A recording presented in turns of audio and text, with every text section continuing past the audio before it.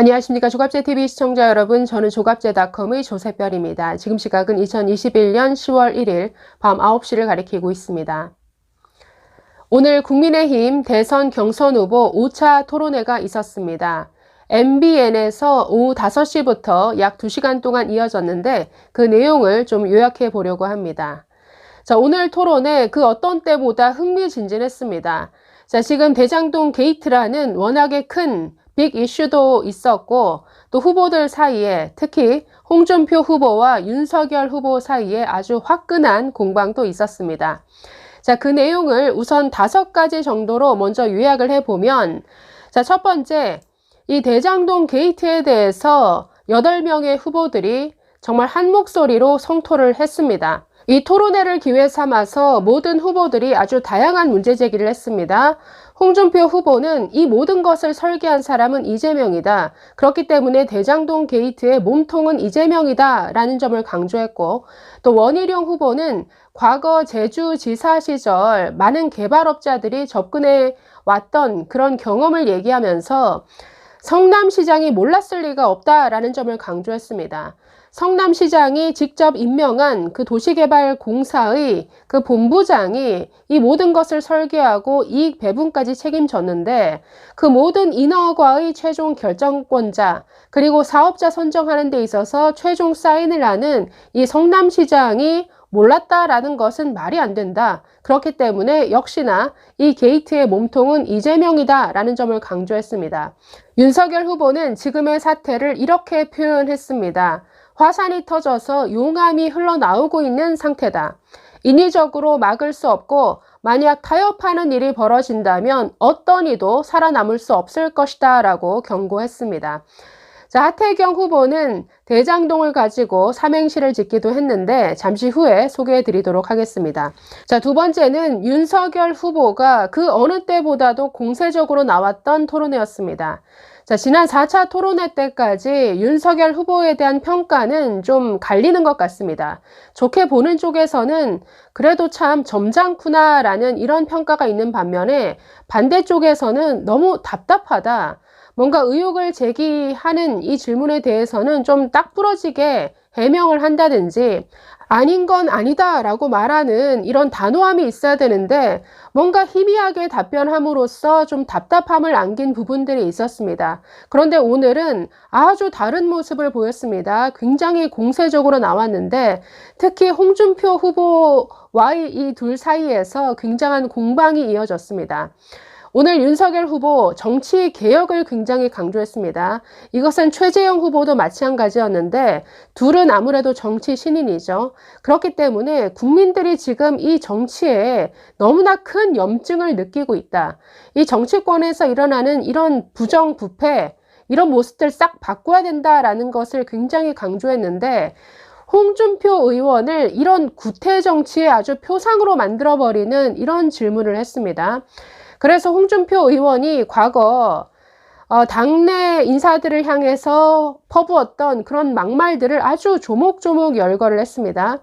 이뿐 아니라 홍준표 후보가 경남도지사 시절 그 주변에서 일어났던 측근 비리들 이런 사건들을 하나하나 열거하면서 이게 구태 정치 아니냐, 또 당시 있었던 이 비리 알았느냐 몰랐느냐, 몰랐으면 무능한 것 아닙니까? 라면서 굉장히 공세적인 질문을 했습니다. 이에 대해서 홍준표 의원도 나름대로 잘 방어했다라고 생각이 들었는데요. 둘 사이의 공방 좀 소개해 드리도록 하겠습니다.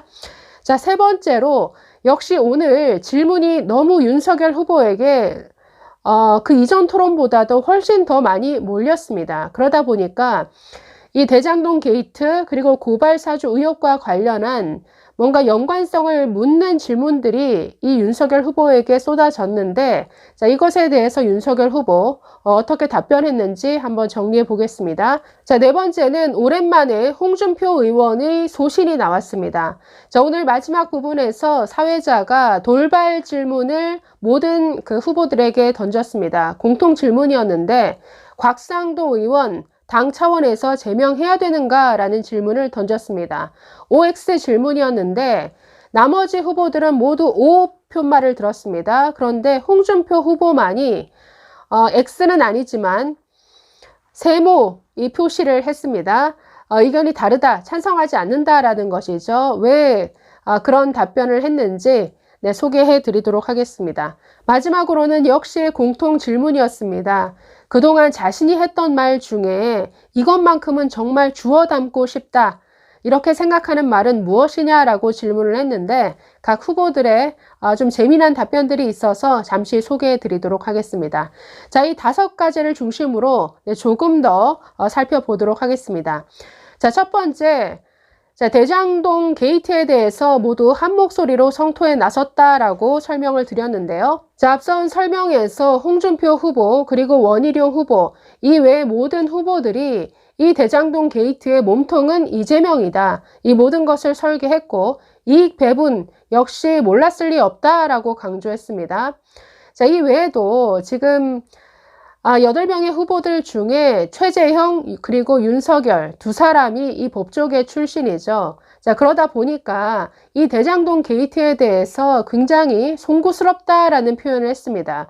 물론 질문에 답변하는 과정에서 이런 심정을 나타냈는데 윤석열 후보도 이렇게 표현을 했습니다. 과거에 몸담았던 검찰 고위직이 연루된 것에 대해서 저 역시 자괴감이 들고 굉장히 송구스럽습니다 라고 표현했습니다. 역시나 최재형 후보도 정말 같은 법조인으로서 정말 자괴감이 듭니다. 대단히 민망합니다. 자, 이런 표현을 했습니다.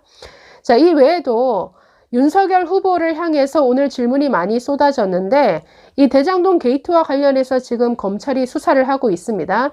이 수사 앞으로 잘 진행될 것 같습니까? 이런 질문들을 많이 했습니다. 아무래도 과거 그 특수통으로서 지금의 이 검찰 수사를 어떻게 보느냐, 자, 이런 질문이 있었는데 여기에 대해서 윤석열 후보 이렇게 답변했습니다. 자, 어제 있었던 검찰의 압수수색에 대해서 비판적이었는데 이렇게 말합니다. 제가 만약 이 사건을 지휘했다면 이 정도가 아니라 더 많은 인력을 투입해서 관련 그 여러 곳곳을 아주 동시다발적으로 전격적으로 압수수색을 했을 것이고 자금 추적을 병행했을 것이다 라고 말했습니다. 그러면서 뭐 제대로 수사한다면 얼마나 걸릴 것 같냐, 이런 질문에 이게 제대로 하려면 여러 사람을 또 신병 구속이 아마 있을 것이고 배후, 몸통, 그리고 도와준 사람, 아주 전방위적으로 수사가 이어져야 되기 때문에 그래도 상당한 시일은 걸릴 것이다, 뭐 이런 식의 답변을 했습니다. 자, 이 외에도 이런 답변이 눈길을 끌었는데요. 자, 지금의 김호수 검찰, 자, 박범계가 임명한 사람들로 채워진 뭐 현재 방탄 검찰이 되어 있는 이 검찰이 제대로 수사할지 의문이다. 그리고 지금 뭐 녹취록 이런 것을 뭔가 정치적으로 이용할 우려가 있는데 자, 어떻게 생각하느냐라고 최재형 후보가 질문했습니다. 자, 이에 대해서 이렇게 답합니다. 국민이 받겠지만 이 법무검찰의 지휘 체계로서 여권 인사에 대한 수사가 제대로 되지 않을 거다라는 이런 생각이 있다. 그래서 특검을 하자는 이런 얘기가 나오는 것이다. 그러나 지금의 상태는 화산이 터져서 용암이 흘러나오는 상태다라고 말합니다. 그래서 이것은 인위적으로 막을 수 있는 사안이 아니고 만약에 타협하는 일이 벌어진다면 어떤 이도 살아남지 못할 것이다 라고 아주 경고했습니다. 자, 이 외에도 권순일과 이재명 사이의 어떤 재판 거래 의혹, 그리고 권순일과 김만배 사이의 어떤 8차례 만남에 대해서 질문했습니다. 자, 이에 대해서 윤석열 후보 이렇게 대답합니다. 역시 말이 안 된다. 이것은 사법부와 어떤 법조 그 신뢰와 위신을 실추시킨 사건이다 라고 강조했습니다. 그리고 만약에 재판 거래로 이런 무죄 판결이 나왔다라는 게 드러난다면 다시 재판을 해야 되지 않을까요? 라고 답합니다. 자, 그러면 권순일, 김만배 무슨 죄로 기소할 수 있느냐라고 질문을 하자 아마도 사후 수뢰죄가 되지 않겠는가? 물론 수수된 금액의 크기나 이런 것을 봐야 되지만 이 재판 거래가 되었다면 이것은 결코 간단한 문제가 아니다라고 이런 의견을 피력했습니다. 자, 두 번째, 오늘 윤석열 후보가 굉장히 공세적으로 나오면서 홍준표 후보와 아주 격한 공방을 벌였다라고 말씀을 드렸습니다. 자, 윤 후보 정치 개혁을 아주 강조하면서 홍준표 후보에게 질문을 하는데 이렇게 말합니다. 정치 개혁이라는 것은 구태 정치를 청산하고 우리 정치권의 부정부패를 일소해서 국민의 신뢰를 되찾고 이 민주주의를 회복하는 데 있다라고 강조했습니다. 자, 그런데 지금 우리 국민들은 정치가 너무 저질이어서 외면하고 있다라는 것이죠. 자, 그래서 지금 역량 있는 사람들이 이 정치에 공급이 돼야 되는데 그게 안 되다 보니까 국민을 제대로 끌고 갈 능력이 안 되는 사람들이 이 정치권을 선점하고 그래서 이 정치가 그 존재 의미를 상실하고 있다. 이게 문제다라고 말합니다. 자, 그러면서 구태 정치의 대표라고 할 수 있는 게 이거다라고 말하는데 자, 사실에 근거하지 않고 남을 비방하거나 헐뜯거나 흠집을 내는 것. 이것이 구태 정치의 대표적인 모습인데 라고 하면서 홍 후보에게 바로 질문합니다. 홍 후보는 과거 당을 분열시키는 내부 총질 그리고 국민 신뢰를 떨어뜨리는 아주 거친 말씀으로 많이 회자가 되셨습니다. 같은 당원을 향해서 이런 막말을 했다라고 다 열거를 합니다.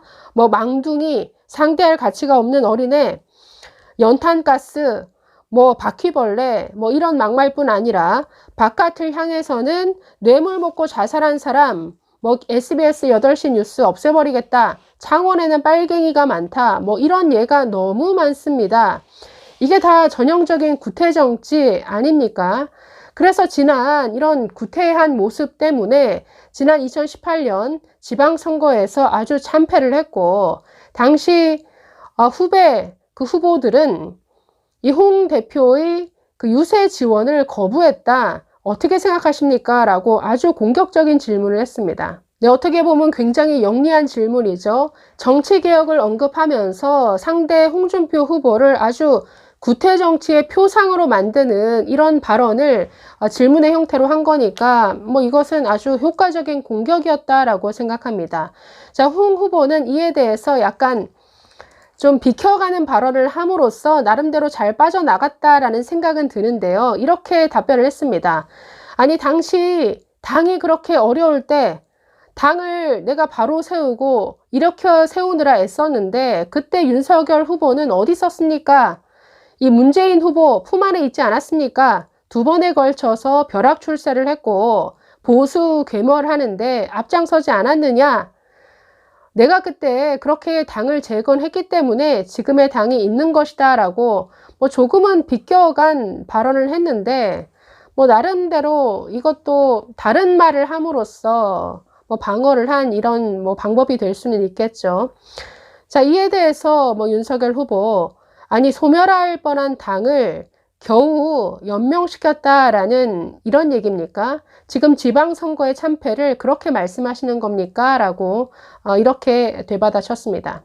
자, 세 번째는 역시 윤석열 후보를 공격하기 위한 질문이 많이 쏟아졌는데 오늘 유독 그 토론회가 윤석열 후보에게 아주 질문이 집중됐습니다. 마지막 2부 주도권 토론회가 그 상대방 한 명을 콕 집어서 그 사람에게만 어떤 질문할 수 있는 이런 시간이 주어졌는데 뭐 죄다 이 윤석열 후보를 지목을 했습니다. 그러다 보니까 좀 공격이 집중되는 이런 면이 있었는데요. 자, 첫 번째 역시나 홍준표 후보가 나섰습니다. 고발 사주 의혹과 관련해서 자, 손준성 검사 이거 알았느냐 몰랐느냐 둘 사이가 무슨 법률 공동체 아니냐 이런 질문을 했습니다. 사실은 이 고발사주 의혹 아무런 실체가 없죠. 그렇기 때문에 이런 질문 자체는 사실 윤석열 후보가 말한 이 근거 없는 비방이 될 수 있는 거죠. 뭐 어쨌든 이런 질문을 했습니다. 여기에 대해서 윤석열 후보 아니 세상에 법률 공동체라는 이런 개념이 어디 있느냐? 이 지구상에 어디 있습니까? 이렇게 발끈했습니다. 자, 이에 대해 홍준표 후보 아니 과거 박근혜 때는 묵시적 청탁이라고 하지 않았느냐? 나는 고발사주 의혹 묵시적 지시라고 본다라고 말합니다. 자, 이에 대해서 윤석열 후보 아니 이게 바로 정치를 저질화시키는 것 아니냐? 세상에 법률 공동체라는 말이 어디 있느냐? 묵시적 청탁이라는 것은 판례에도 나오는 개념이다. 뭐 이런 식으로 강변했습니다. 자, 이 외에도 이 대장동 게이트에 윤석열 후보를 끌어들이려는 이런 질문도 있었습니다. 역시 유승민 후보가 질문을 했는데, 김만배 씨와 뭐 만난 적 있느냐, 또 박영수 그 전 특검과 함께 만난 적 없느냐, 김만배를 아느냐 모르느냐, 뭐 이런 식의 질문을 던졌는데, 조금 이 도의에 어긋난 이런 질문이죠. 어떻게 검찰총장이나 했던 사람이 이 김만배를 모를 수가 있습니까? 이 머니투데이 법조 팀장까지 하면서 법원 그리고 법조계를 아주 오랫동안 드나들었던 사람인데 모를 수가 없는 것이죠. 그리고 박영수 특검과 옛날에 같이 일했던 것, 이걸 다 뭔가 엮어서 대장동 게이트에 마치 연루된 것처럼 이런 식의 질문을 하는 것은, 이것은 저는 참 도의에 맞지 않는 질문이다라는 생각이 들었습니다. 자, 네 번째는 곽상도 의원 제명해야 되느냐라는 이 공통 질문에 홍준표 후보만이 유일하게 다른 답변을 했습니다. 제명하는 건, 곽상도 의원을 제명하는 것을 당론으로 채택하는 것, 여기에 찬성하지 않는다라는 입장을 냈습니다. 다른 후보들은 모두 찬성한다라는 입장이었는데요. 자, 이에 대해서 하태경 의원이 아주 거칠게 홍준표 의원에게 질문하기도 했습니다. 우리가 상도수호당이 되어서야 되겠느냐? 지금 당장 이 의원직에서 제명해야 되지 않느냐라고 이렇게 질문을 하니까 홍 후보는, 자, 제명은 우리 헌정 역사상 한 번도 없었다. 그리고 지금 이 범죄로 인해서 의원직을 유지한 채 구속되어서 감옥에 가 있는 사람도 있다. 아직도 월급이 제공되고 있다. 그러니까 형평성에 맞지 않는다라는 것이죠. 그래서 국민적 분노를 산 것은 유감이지만 제명보다는 이 자진 사퇴하는 게 우선이다. 그렇지만 뭐 당에 정말 부담이 되거나 아주 다른 카드가 없을 경우에 그때 가서는 최후의 수단으로 제명 생각해 볼 수 있지만 지금은 아니다라는 이런 의견을 피력했습니다. 나름대로 소신 있는 발언을 했다라고 봅니다. 자, 마지막으로 사회자가 공통 질문을 했습니다. 그동안 했던 말 중에서 주워 담고 싶은 말은 무엇인가 라고 질문했는데, 자, 윤석열 후보의 답변이 저는 인상적이었습니다. 다들 뭐 과거 가족에게 상처 줬던 뭐 이런 말들을 많이 했는데, 자, 유일하게 윤석열 후보는 주워 담고 싶은 말이 없다라고 했습니다. 왜냐하면 공인은 한 번 말을 뱉으면 주워 담을 수 없기 때문이다. 다만 책임을 질 뿐이다라고 이렇게 답을 했습니다. 자, 정치인들은 자주 아주 말을 바꾸고 표변하는데 대통령이 되면 더더욱 그 말은 주워 담을 수 없는 것이다. 그래서 각자의 어떤 유불리보다 먼저 국가의 대의를 생각해야 되고, 사이다식 어떤 포퓰리즘성 발언은 시간이 지나면 또 국민들이 다 알아챈다. 국민들이 현명하다. 그렇기 때문에 진정성 있고 양심이 있고 책임감 있는 말을 해야 된다라고 강조했습니다. 자, 오늘 토론회 어떻게 보셨습니까? 마지막으로 하태경 후보가 대장동을 가지고 삼행시를 지었는데 이것만 소개해 드리도록 하겠습니다. 대장동, 대략 난감일세, 장밋빛 미래를 꿈꿨는데 동규야 너만 믿는다. 이재명 후보의 어떤 불안한 심정을 이 삼행시로 나타낸 것입니다. 감사합니다.